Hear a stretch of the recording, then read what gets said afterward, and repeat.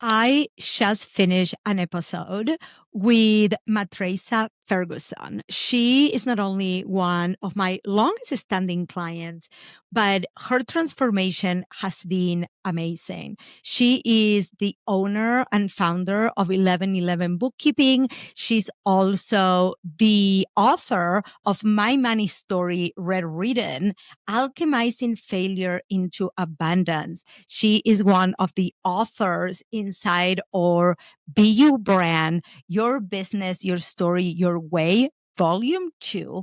And her story is just so amazing because she is so raw and how she talks about how her money wounds and her money story have helped her find her purpose and truly trust the process of the business that she is building now. She is a wealth of knowledge, and above all, she mixes spirituality with your numbers so you can too rewrite your money story.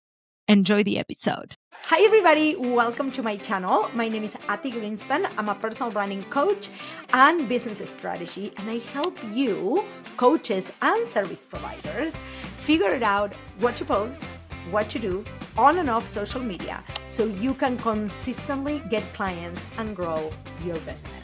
Welcome, everybody, to another episode of the Be Brand podcast. And I am so freaking excited. I'm always excited because I only bring people into the podcast that I fucking love. But this woman, it's probably somebody that I've seen grow exponentially. Like, truly, when people talk about quantum leap, that is you, my friend. So, Matrasa, you have been with me for 3 years now, like back when I was doing photography full time. And you're just not my client at this point. You're also a published and best-selling author with a Be Brand book. How does it feel to be here in this moment? Hello, my friend. Hi. Hello. I'm so honored to be here. I'm just taking it all in and it's like so many emotions, excitement, overwhelmment, like all the things. And I'm just trying to like take the pause and enjoy the moment because I know that's really hard, when you're just going from thing to thing, but it's amazing. I can't even describe it.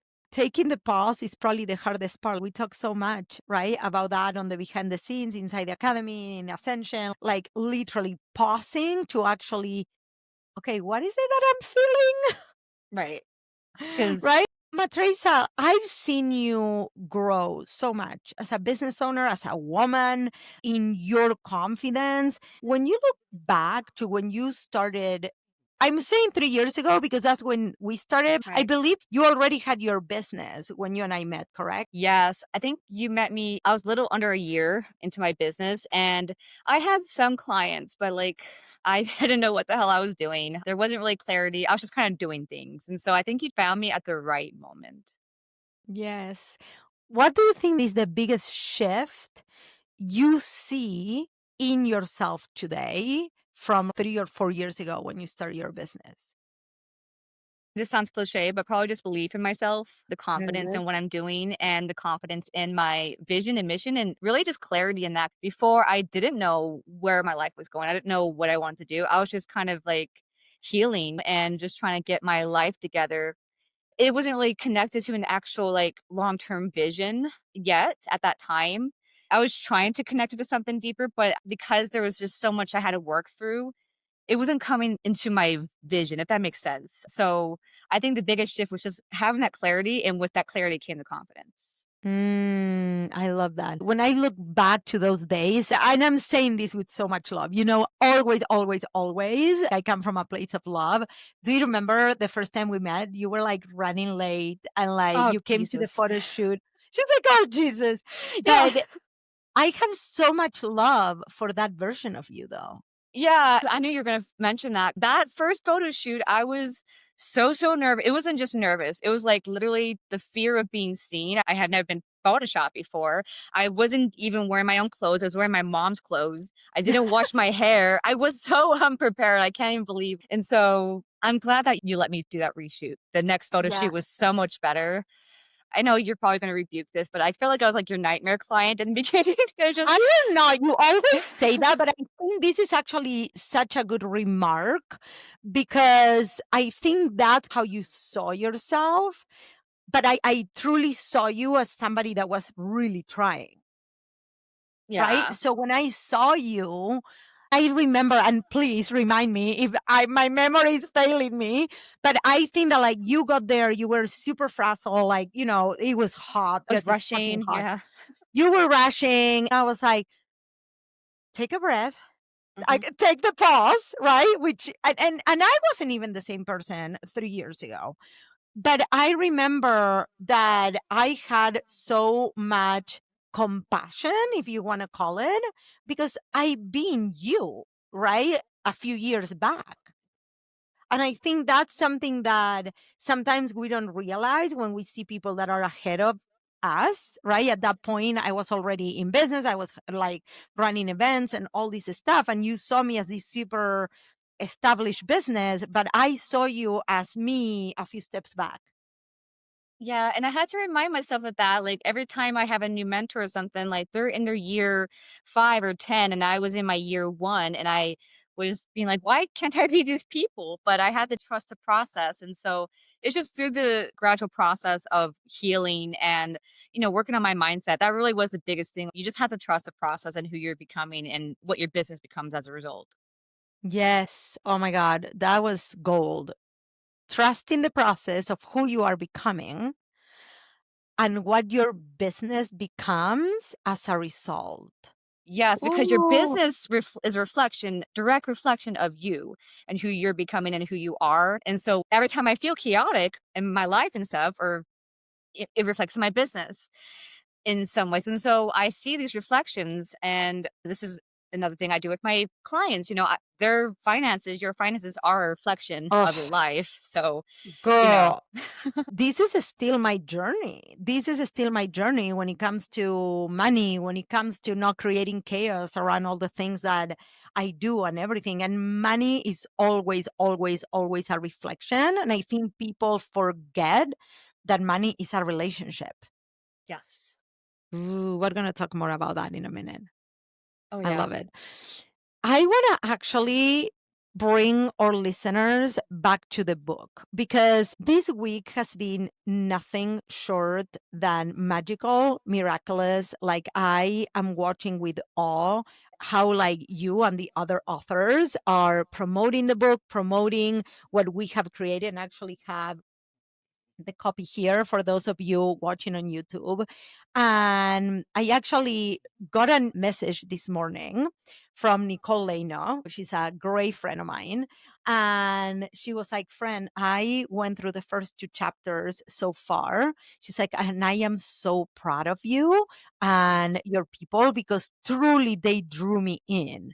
There is something to be said about these anthologies that sometimes people get these books just to like give the authors like a thumb up and like, oh, congratulations, and they never read them. But people are truly loving them. So, how are you leaving that? Because it's not easy. It's not easy to be seen. No, and I was telling people, asking people to read my chapter, especially my family, was like asking them to see me naked. That's literally how it felt because it was so vulnerable. And my dad called me. He said he was crying when he read my chapter. And when he called me, I was afraid that, a little girl part of me was afraid he'd be mad, even though like he was so proud of me. Being seen, and it's like, I warned everybody, you're going to know a whole lot more about me once you read this. I think it puts a lot of things in perspective about why things happen how they are, and it was interesting too, once I wrote that story, it was like it was almost released for me. It was released from my Yeah. body, like, literally, and I'll just mention this really quick, I'm on a weight loss journey. I've been holding literal weight for 20 years since I was 13, since my parents divorced, and I'm finally losing that weight. Oh Like, my God. and I don't know if it's, like, related to the book, but it's happening at the same time. Releasing the story is, as a result, I'm actually able to up level now because it's not playing on loop inside me. Oh my God. I'm going to cry. Like, this is the reason I came up with the idea for Ascension Mastermind.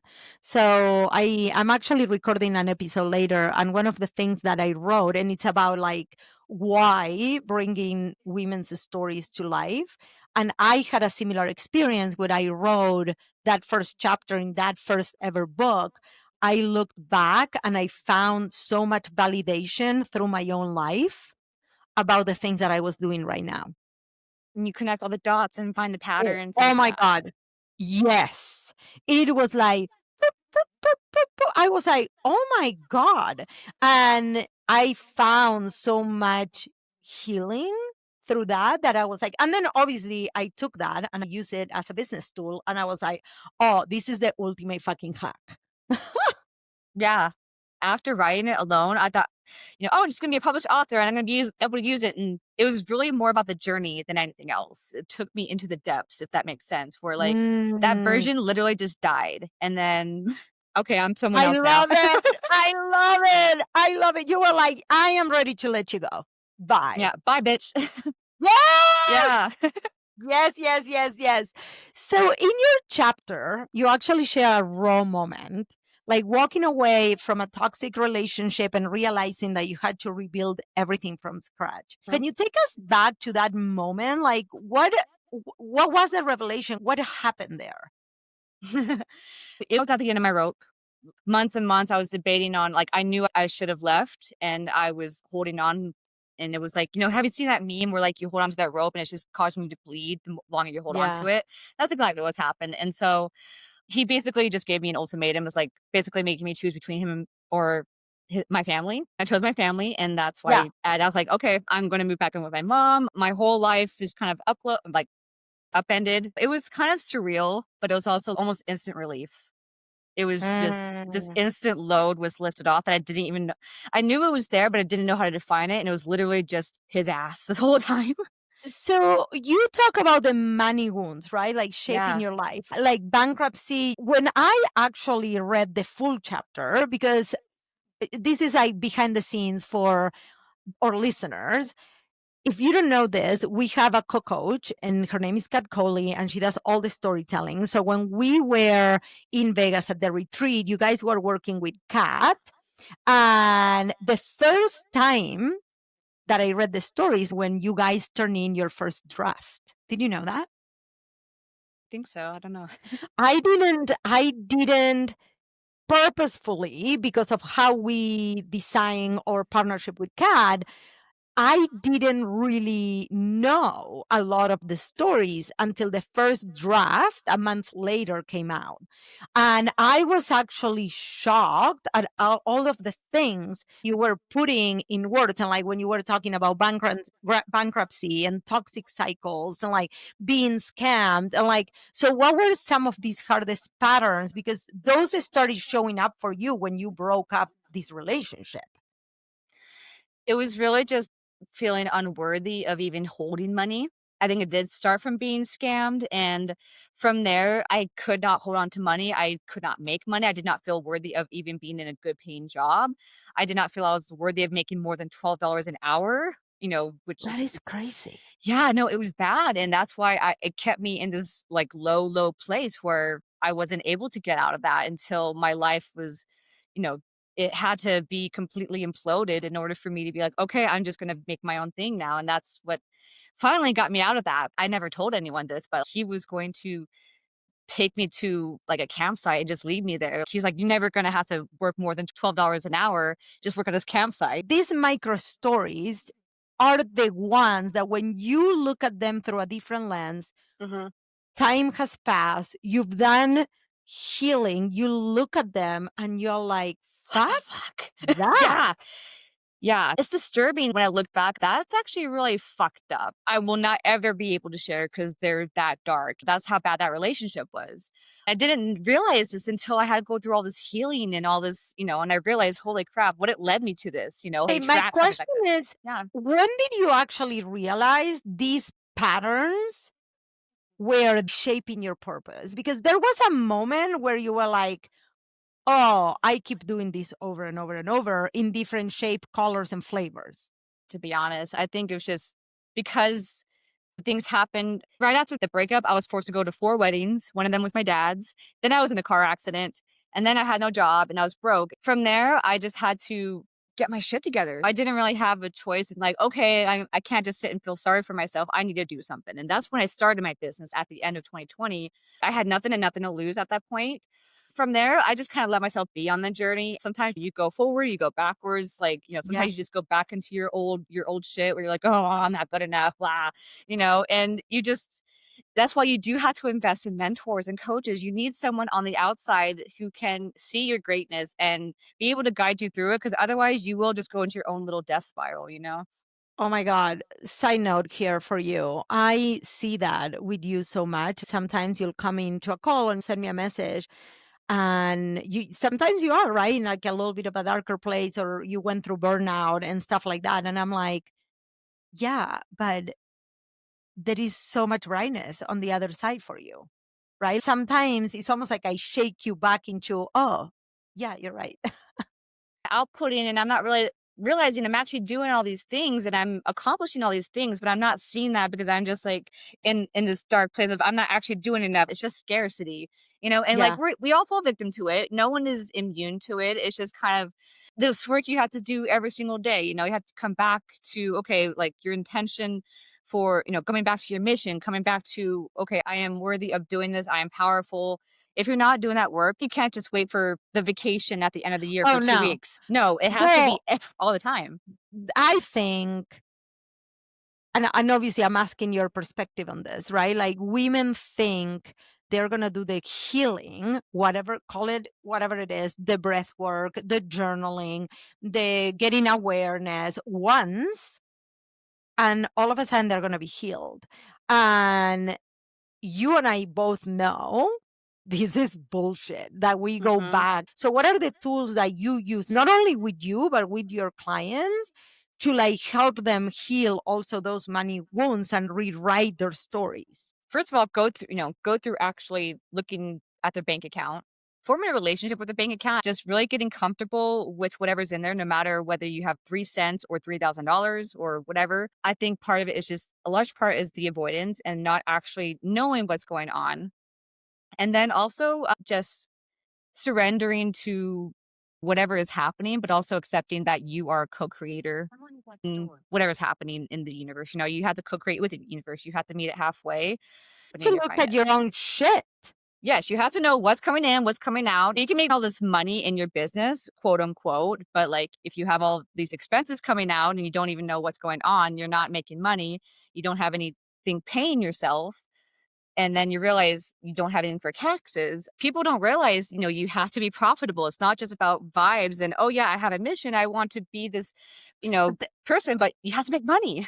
not only that, like if you don't make money, you can really drive your mission forward. Exactly. You can't And reach people. Yeah. okay, so you have them look at their numbers, then what happens? Then they can feel the feels. Sometimes just looking at the numbers and you realize, oh, that's what I made, or that's what went out, or I spent that much on marketing expenses. People have feelings, once they see like what actually went on in their business, because the books, that is a reflection of the business's performance. And so, things might come up, whatever like feelings come up, just let yourself feel it. And then that's when we'll discuss, okay, let's reverse engineer how much you want to make.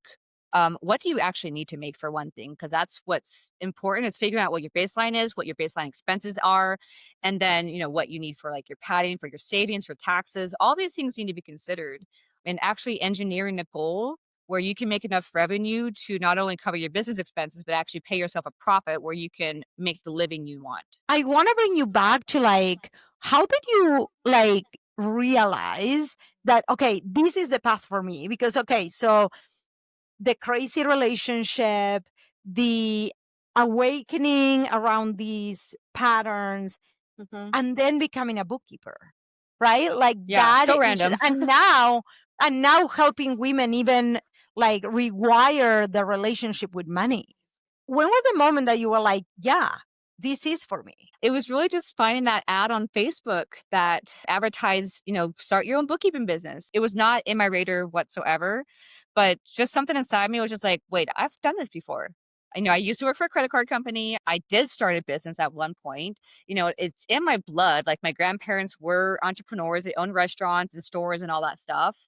I know I could do it. I know that I'm naturally savvy with money, even if I'm, broke. I still allocate things. I still make sure my bills are paid no matter what.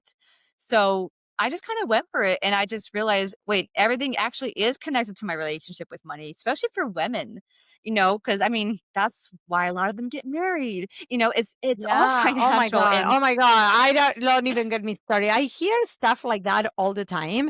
Even when I was bartending, people were like, well, why can't you just like meet a guy that can pay all my bills and I don't have to bartend? And I was, well, that number one, that's not the reason I bartended. right. But like, I was like, what?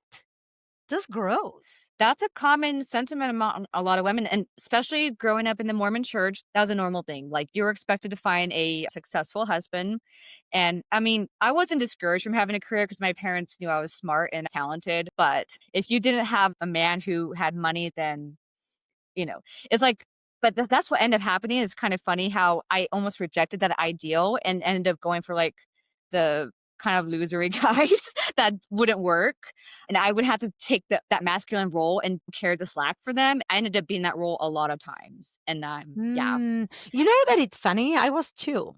Not to the point that you describe. I didn't have a relationship like that. But my first two very serious relationships, I was the breadwinner, and at some point both of them actually couldn't work, or something happened, Mhm. or they were depressed, and I ended up like leaving those relationships. And when I met my husband, I was in a very completely different place, but like I was almost like raw honest. I was like, you need to make your own fucking shit, and I am not here to like take care of you. But it took us years, even like coming when I first started my business, that 2019 that I always talk about. Mhm. I had so much shame because I wasn't the breadwinner. I was still bringing in money, but because he became the breadwinner and all, and that's actually what started the whole start of my healing with money, right? Mm. Because I was like, my husband used to tell me, like, this is ours. This is not mine. Right? And Yeah. and That my I was boyfriend like, has to remind me "Well, too. yeah, yeah, right?" Well, in the relationship that you are right now, which is a healthy relationship, that's how Yes. things are. It should be a partnership. And this is actually something that came up in my recent group coaching program. It was supposed to be like a money program and ended up we got deep into relationships because it's such an important part of your money story and like, money is such a big part of relationships too. That's why a lot of people get divorced, unfortunately, is over Mhm. finances. Well, And because so, I they mean, can't talk about money. right, and it's just being able to hold these conversations. Most people can't. And this is what something that came up was like these women don't have any space just to talk about money, just to talk about their debt and talk about the money they want to make and not feel ashamed or for having these big goals, there's no one to really talk to about that. You know what I am loving about what you're sharing is because you have this money program. Remind me the name of the program. Profit playground.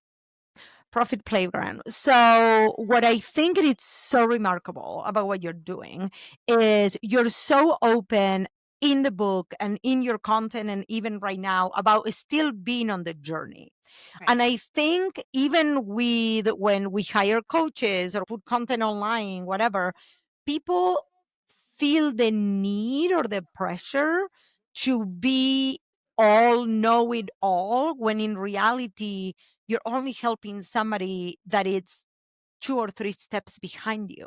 Yes, and this is where I was when I was starting my business because I was literally learning bookkeeping as I was learning how to be a business owner, and that's what, like, a lot of imposter syndrome came up. I just had to know enough to help somebody who didn't know anything, and that's what I realized, okay, I can deepen in my craft, I can deepen in my service. As long as you do that, you're good. As long as you care, as long as you're in integrity, everything else will follow. Yes. Oh my God, I love that. And I love hearing you say this. Like, just hearing you, it's like your confidence in your craft, in your skills, it just comes through, right? So, you and I have worked together now for 3 years. I'm going to kind of like flip the conversation a little bit. And is what role has coaching played? Mine, but I also know you work with other mentors. What role coaching has played in your growth as a woman and as a business owner? I think I really just needed a mirror. that wasn't just, someone that actually saw me. And mentors usually do see you unless you don't find the right one. And being able to actually just reflect my internal things that I wasn't able to share and have it reflected back in a way that actually activated me. You can't get that on your own. And No. for that first year, I was raw dogging it on my own without any sort of coaching or mentor. And it was so freaking difficult. And even, just being part of your personal branding photography membership and the little coaching you gave was tremendously helpful. And, just having branding pictures helped me have that confidence to be able to showcase myself as an expert. For those of you that you're listening and you just find me and you didn't read or listen to the first early episodes of the podcast, my background, I was a full time photographer, and that's how the coaching started. You know that it's so crazy. I need to talk more about that because not many people at this point know that because I don't promote photography anymore. But I think that there is so much to be said about having somebody see you because it's almost like you borrow that belief, right? Yeah, I really was on my like I had to believe in myself, and I had a few people kind of supported me, but like I mean, it was really all just me believing in me. I had no one else being like, "You could do it, Matrasa. Yeah, you're so great. You're so awesome. What a great bookkeeper you are." It was just me, and so that is the hardest thing when you have to be your own cheerleader, and that's why having a coach is helpful in that regard. Sometimes just having that voice telling you to keep going. I love that. Well, I love that I was that for you. Like, Yeah, that's absolutely. literally the reason of my fucking existence. Yeah. Like literally, like that's why I exist. So when it comes to the book, because I remember we were at Be Run Live and you were like, I'm gonna fucking do this. I'm coming into Ascension. You were already with me for 2 years at that point, but you were Mhm. in the academy. You had been in the photography membership that I had before that. I didn't even see coming that you were gonna come into Ascension. And what was the thing that was like, yes, I need to do this? Our whole life and the opportunity is right here and we can do it. So I didn't really think about it. I just did it. It's a full body yes. I was going to sign on for another year anyway with the academy, but I knew I had to take that extra step. I didn't know where it would lead. I didn't know how deep we would go. I was just like, okay, well, I want to write something. Did you have an idea for a book? Did you wanted to write fiction? What was like your passion around writing that when you saw these? And I'm going to tell you exactly why am I asking you these is because somebody that is already signed up for next year, she told me the same. She's like, I always wanted to write a book. I've been kind of like chicken scratching in all of these papers. And here you are with this opportunity. And you know what is the universe telling me? This is my opportunity. So it's basically kind of like the same that you are telling me. It's like a full circle moment because I mean, I changed my major like 500 times. One of those majors actually was writing. So I was going to school for writing. When I was a kid, I wrote little stories. I wrote like short stories. I wrote essays. I wrote poetry. Like I wrote everything. That's what I wanted to do. And so the fact that I kind of gave up, I'm kind of sad. But I feel like business gave me another chance because, I write my own copy and emails and stuff like that. So I am a lot more creative with that. That's how I do show myself. That's how I am able to be myself is through writing. And so it was kind of a no brainer for me because I just realized this is who I always was. Ooh. And I'm going to say, I don't know if you remember, but I shared this with you. I actually put the book on, there was an app called Speechify. And when I got the first draft, instead of reading them, I put them on Speechify. Did you know that? I think I did. And Yeah. I listened to your chapter. And I could hear your tone of voice. I could hear like your intonation. It wasn't your voice. It was actually Gwyneth Paltrow's voice that I chose. But I could hear you in the book. And this was the very first draft. And I was actually super fucking surprised until I got to the part where you're like, well, I always wanted to write. And I was like, oh my God, what a full circle moment. So that was amazing.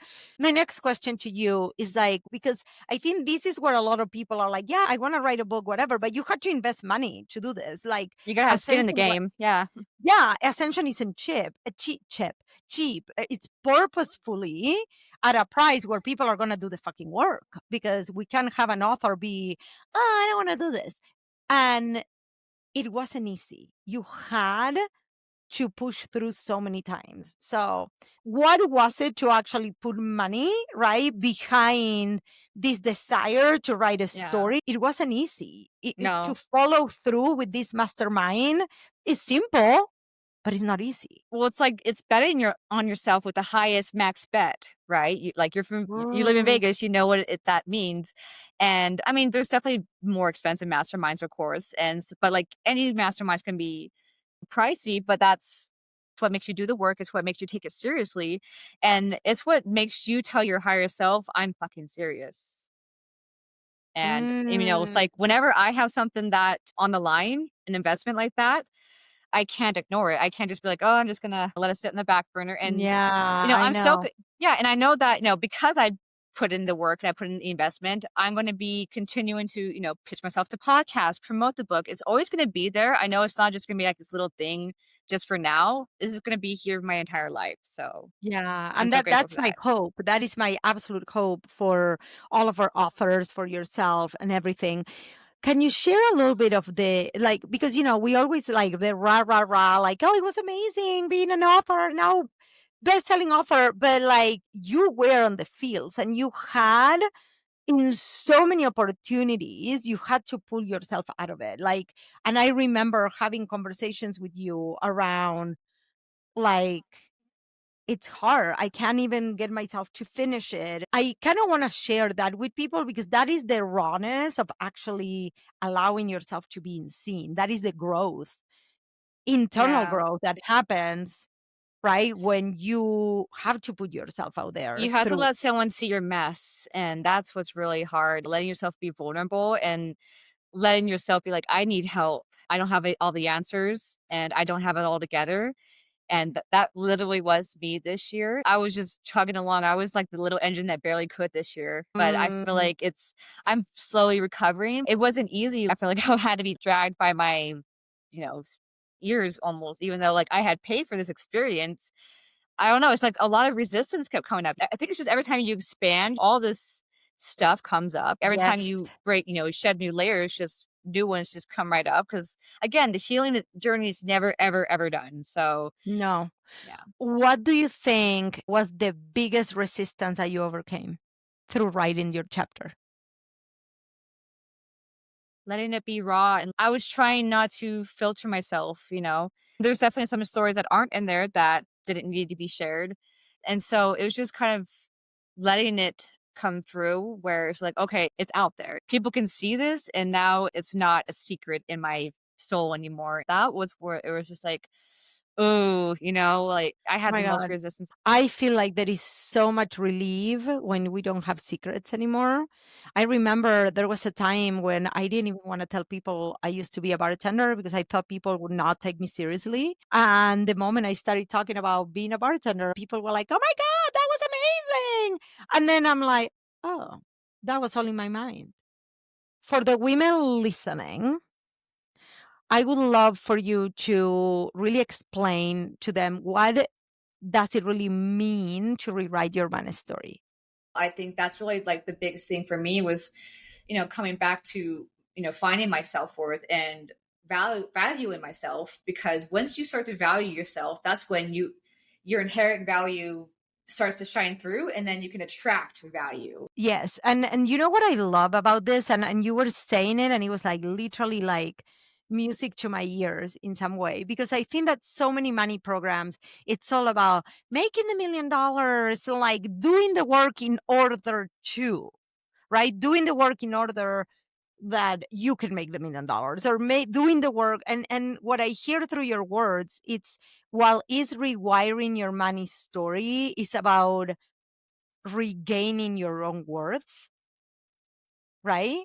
It's like, it's almost like the money is the byproduct of that. It literally is. Money is the byproduct because everything is energy. I'm going to get a little woo woo for a minute, but like when you consider that money is a reflection, money is the energy, you are attracting that energy based on the value and the energy you output. And that's really all it comes down to is learning how to master that, learning how to master the value you provide and the impact you're creating, because that is what's going to attract the wealth and the abundance. Yes. Well, and I want to share something. I think you know this, but I am on my own journey in like playing in that overflow and safety space right now, which I realized even the number has nothing to do with it. Right? Like I always tell the story, I repeat it over and over. The when I started making like 3,000 a month in my business, oh, when I make 5,000, I'm gonna feel good. When I make 5,000, oh, when I make 10,000, I'm gonna feel good. And then I remember getting to 20,000. I'm like, well, I'm not gonna feel good. It doesn't matter. So the money is not the problem. The problem is me. I've known some very rich, depressed people. So, Yes. yeah, doesn't mean it Yes. should. Yes, exactly. So it's all about rewiring that story, that belief, and that your self worth. I love that. And that is well, that's your chapter, but then also that is the whole point, right, of the Profit Playground. Yes, it's masculine and feminine. It's not only mastering your actual money management, but also mastering your energy around it. Because you can get out of debt, but if you don't feel safe being out of debt, you'll get right back into debt. And so it's just kind of Mhm. breaking out of the patterns that are keeping you stuck and keeping you in these patterns of being having less than you feel like you deserve. I love that. I am loving this. I'm loving this conversation. If somebody could only make one small shift with money today, just one, because I mean, we know that this is a long path, right? Of rewriting the story, the shit coming up again, and you'll be like, seriously, coming up again? Like, like what is that shift that changed everything for you that you can share and somebody can shift it? Like, I don't know if the word is quick, but that they can grasp it. I was gonna say treat money like a lover, but that might be a bit of a stretch. Treat it just like a friend. How would you treat a friend if your friend invited you out somewhere and you're just like, nah? That's probably not a good example, but like, Actually, I think it's a great example. Can I give you exactly what I thought when you said that? When like maybe there is a client out there that already told you that, hey, would you send me more information? And we see this sometimes on the academy, or we do it ourselves, and we wait 3 days to send a fucking proposal. right, and you're self Right? That is the sabotaging. example you should share. Yeah, you're self sabotaging money literally coming to. I've done this so many freaking times, and yeah, you have to realize, okay, why am I like I want to make money? Why am I stopping money from coming to me? And so that's when you have to like take the pause and be like, okay, like something's going on here. Why do I not feel safe with this money coming into me? And really, it has to come down. Like for me, it's the fear of responsibility because I know that when I get a big project, that means it's a big responsibility. And so, like a lot of fear comes up. And so that's just part of being a business owner. There's a lot more responsibility with more money that you call in. I love that.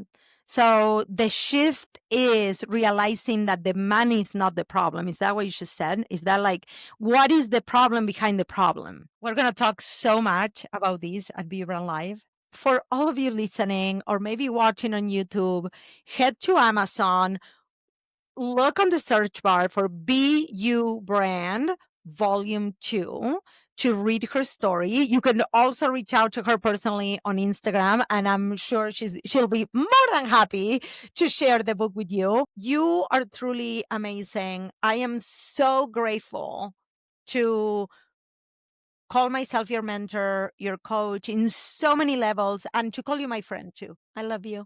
I'm so proud of you.